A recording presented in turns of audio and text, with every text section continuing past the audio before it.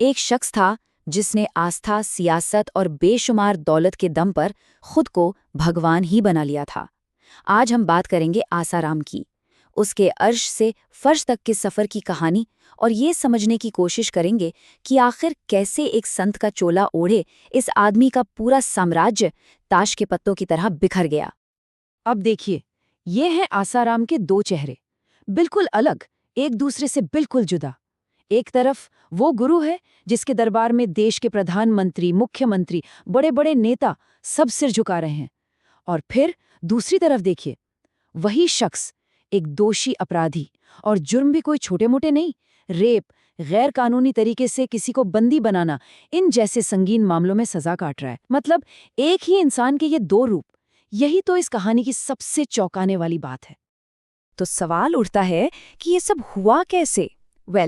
इस पतन की कहानी को अगर समझना है तो हमें पहले उसके उदय की बुलंदियों को देखना होगा। चलिए कहानी को शुरू से शुरू करते हैं। बात है 1970 के दशक की। ये कहानी आसुमल हरपलानी नाम के एक शख्स से शुरू होती है। यही वो शख्स है जो बाद में आसाराम बना। उसने सफ़ेद कपड़े, लंबी दाढ़ी, मतलब एक संत वाली पूरी छवि बना ली। शुरुआत बहुत छोटी थी, अहमदाबाद में साबरमती नदी के किनारे एक नन्हा सा आश्रम। और इसका फॉर्मूला बहुत सीधा सादा, लेकिन कमाल का असरदार। प्रवचन दो और उसके बाद मुफ्त में खाना खिलाओ, और बस ये तरकीब चल निकली। लोगों की भीड़ जुटने लगी, और फिर जो हुआ वो सबके सामने है। देखते ही देखते उसका साम्राज्य पूरे देश में फैल गया। और ये फैलाव कोई मामूली नहीं था, इतनी तेजी से हुआ कि अंदाजा लगाइए, देश भर में 400 से भी ज्यादा आश्रम खुल गए। और इतने बड़े नेटवर्क का मतलब था बेहिसाब दौलत। सिर्फ 2016 की ही बात करें तो उसके ट्रस्ट की जो कुल संपत्ति थी वो 10,000 करोड़ रुपए से भी ज्यादा आंकी गई थी। सोचिए कितना बड़ा आंकड़ा है ये। लेकिन जैसा अक्सर होता है, जब कोई अपनी ताकत के शिखर पर होता है, तभी उसके साम्राज्य की दीवारों के पीछे की वो काली, खौफनाक कहानियां बाहर आनी शुरू हो जाती हैं। और ये उस केस से बहुत पहले की बात है जिसने आखिर में उसे सलाखों के पीछे पहुंचाया। इस साम्राज्य में पहली बड़ी दरार पड़ी साल 2008 में। हुआ ये कि उसके गुरुकुल में पढ़ने वाले दो बच्चे, दीपेश और अभिषेक वाघेला, जो आपस में चचेरे भाई थे, सिर्फ 10 साल के, उनकी लाशें बड़ी रहस्यमयी हालत में साबरमती नदी के किनारे मिली। इस घटना ने सबको हिला के रख दिया। और इसके बाद आसाराम पर आरोप लगे नरबली के, जी हाँ, ह्यूमन सैक्रिफाइस के। अब नरबली वाले मामले की आंच सीधे सीधे आसाराम तक तो नहीं पहुंची, लेकिन फिर आया साल 2013, और इस साल कुछ ऐसा हुआ जिसने सब कुछ पलट कर रख दिया। उसके सफेद कपड़ों के पीछे का जो असली चेहरा था वो पूरी दुनिया के सामने आ गया। तो आइए समझते हैं कि धोखे का ये पूरा जाल आखिर बुना कैसे गया। देखिए, इसकी शुरुआत होती है एक परिवार की अंधी आस्था से। उनकी 16 साल की बेटी जो गुरुकुल में पढ़ती थी बीमार पड़ गई। हॉस्टल की जो वार्डन थी उसने परिवार को ये यकीन दिला दिया कि लड़की पर किसी बुरी आत्मा का साया है। सोचिए, परिवार को 850 किलोमीटर दूर से बुलाया गया और फिर उन्हें दिल्ली से जोधपुर ये कह के भेज दिया कि भाई इस आत्मा से तो सिर्फ और सिर्फ आसाराम ही छुटकारा दिला सकते हैं। और फिर 15 अगस्त 2013 की वो तारीख, जब इलाज के बहाने आसाराम ने अपनी कुटिया के अंदर उस लड़की के साथ वो घिनौना काम किया। और बात यहीं खत्म नहीं हुई। उसने उस लड़की को डराया, धमकाया, उसके माता पिता को जान से मारने की धमकी दी। ये वही माँ बाप थे जिन्होंने पूरी श्रद्धा और भरोसे के साथ अपनी बेटी की सुरक्षा का जिम्मा उसे सौंपा था, और उसने उसी भरोसे का कत्ल कर दिया।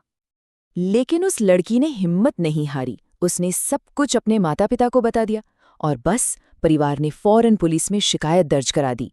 यहीं से शुरू हुई एक बहुत बड़ी और मुश्किल कानूनी लड़ाई, एक ताकतवर साम्राज्य के खिलाफ। अब आसाराम इतनी आसानी से हार मानने वालों में से नहीं था।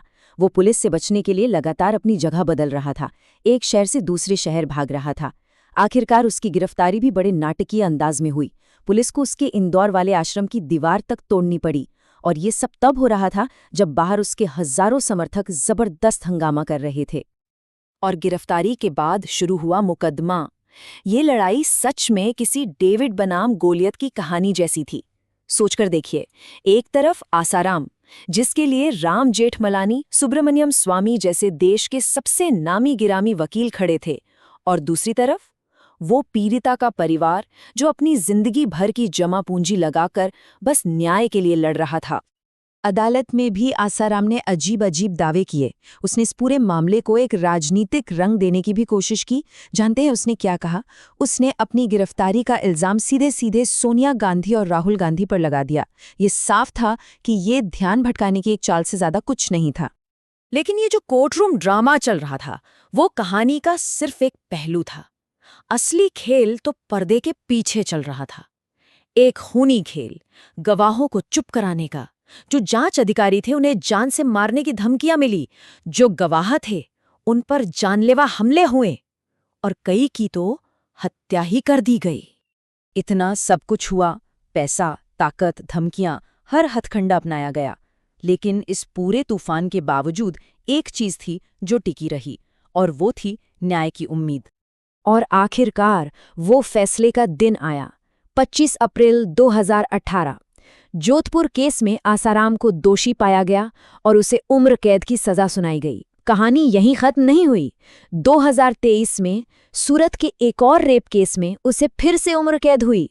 और तो और उसके बेटे नारायण साईं को भी एक दूसरे मामले में उम्र कैद की सजा हुई। ये जीत बिल्कुल भी आसान नहीं थी। न्याय पाने का ये सफर 4.5 साल से भी ज्यादा लंबा चला। सिर्फ जोधपुर केस की बात करें तो 450 से ज्यादा बार कोर्ट में पेशियां हुईं और 1300 पन्नों की एक लंबी चौड़ी चार्जशीट दाखिल की गई थी। मतलब ये एक बहुत लंबी लड़ाई थी।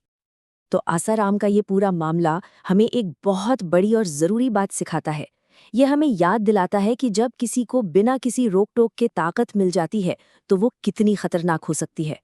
और आखिर में ये हमें एक बहुत मुश्किल सवाल के साथ छोड़ जाता है कि जब आस्था अंधी हो जाती है तो इसका दोष किसे दे।